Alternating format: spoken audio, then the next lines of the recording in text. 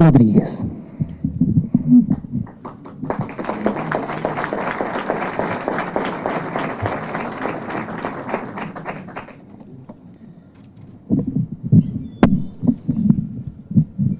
Ya se suspendió la sesión, así que no seré breve.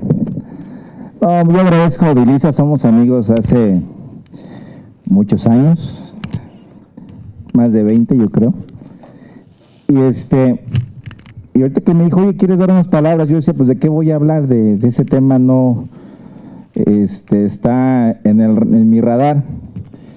Pero haciendo un poco de memoria, me acordé que a mí me tocó votar por el desafuero de Andrés Manuel, el desafuero de René Bejarano, el desafuero de Romero de Champs, el desafuero del senador Aldana y unos que otro por ahí que se me escapa.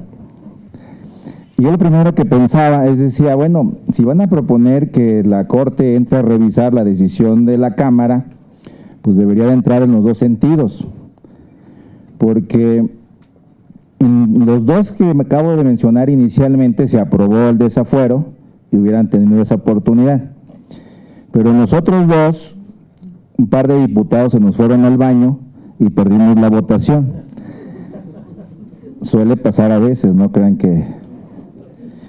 Y entonces en ese caso no pudimos enjuiciar o declarar la procedencia contra el hoy senador Romero de Champs y el entonces senador Aldana. Y a lo mejor la minoría podría haber recurrido a la Corte a revisar si realmente procedía o no llevarlos a juicio.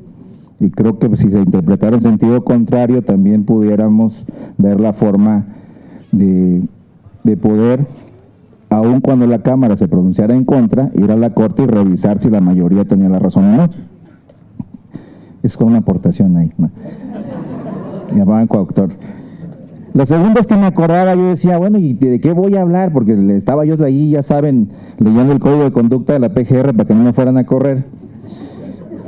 Y yo decía, pues no llegó, sin proponérselo, llegó el mero día en que estamos debatiendo uno de los temas más complejos, diría yo, que tiene el país en este momento.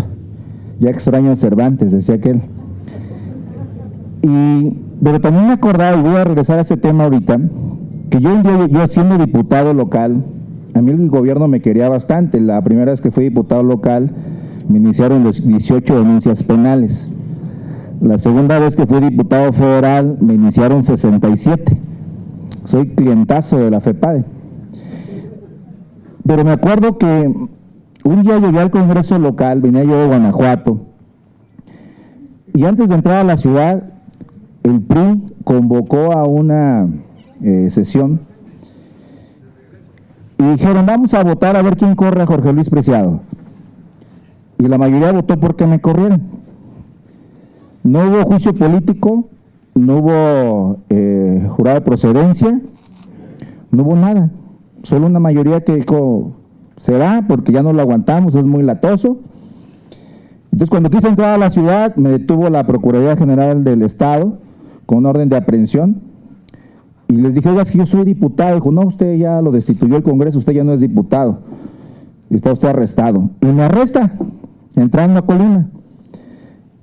El director de la Policía de Procuración de Justicia, compañero mío de la escuela, obispo, estaba ahí y me dijo, mira, Jorge Luis, no le hemos dicho a nadie que te hemos detenido, tienes chance de irte, porque si sigues entrando te voy a consignar.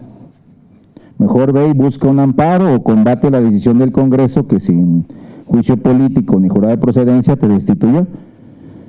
Y como dice mi abuela, pues correr también es defenderse.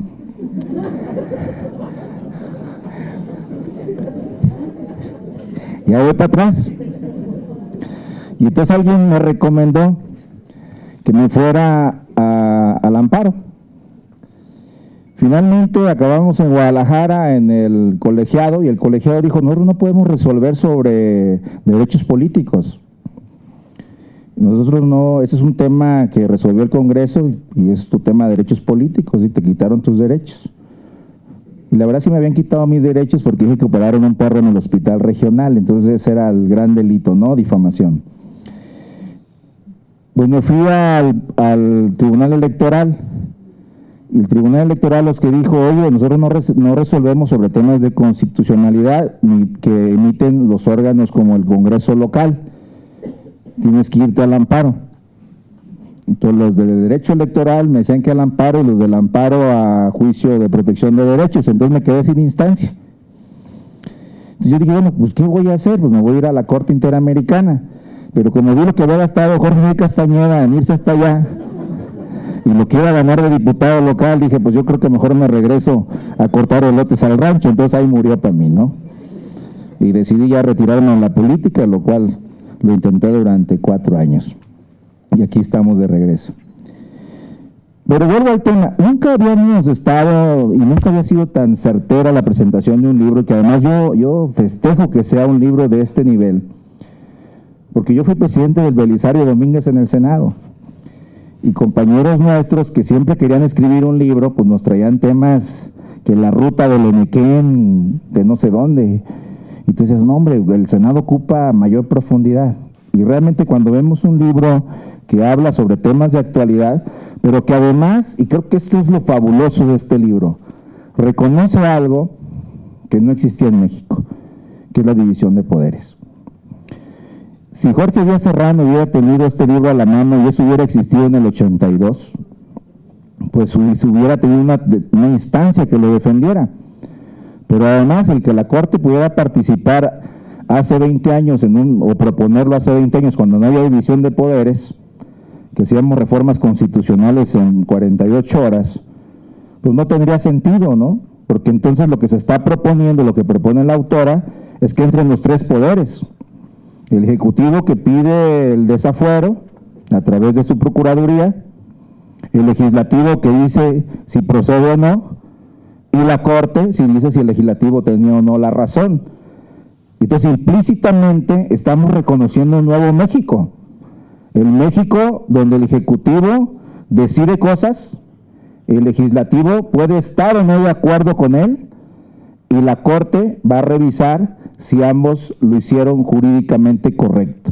Y yo creo que eso es lo valioso de este libro, que está reconociendo un nuevo México, un nuevo país, donde cada uno de los poderes, como decía Montesquieu, va a resolverle al ciudadano, al funcionario, lo que en legítimo derecho le corresponde.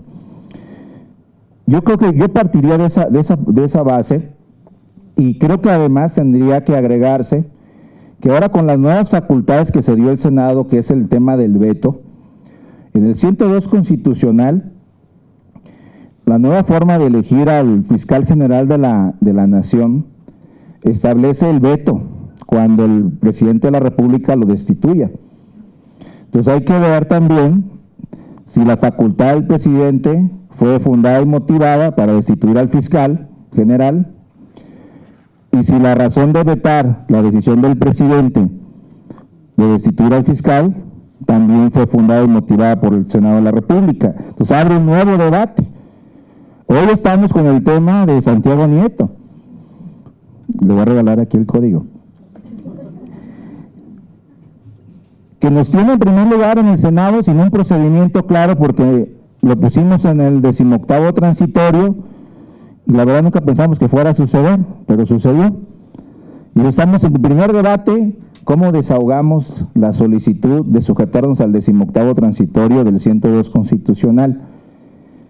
Y este debate, bueno, ayer ya vieron ustedes, parecíamos la Cámara de Diputados, sin enosar a los diputados, porque aquí lo hacemos una vez al año, allá lo hacen una vez cada tercer día.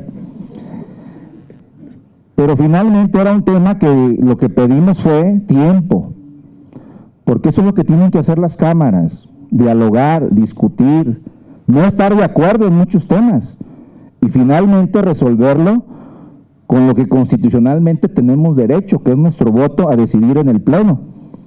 ¿Cuál es el procedimiento adecuado y cuál es el tipo de votación que estamos planteando? Y yo creo que si tomáramos en cuenta la propuesta de quien hoy presenta este libro, pues también tendría el fiscal especializado en delitos electorales, independientemente de la decisión del Senado, poder recurrir a la Corte y decir, considero que lo que se me aplicó por parte del fiscal o el procurador en funciones y el Senado no es lo correcto jurídicamente hablando. Entonces creo que abre un gran tema. La verdad, yo ahorita lo estoy leyendo porque soy uno de los oradores a favor de que se quede Santiago Nieto, entonces ahorita vamos a revisar este tema.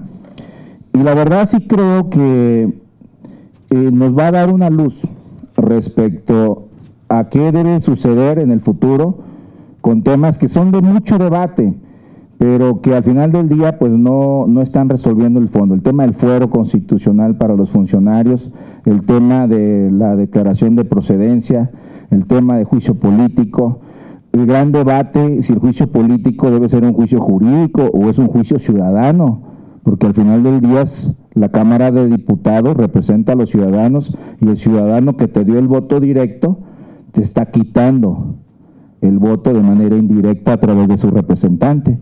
Es decir, creo que pone un tema bastante interesante en la mesa y yo por eso quiero felicitar a mi amiga Odilisa, yo le digo Odi de cariño hace ya muchos años, y que pues tengan mucho éxito.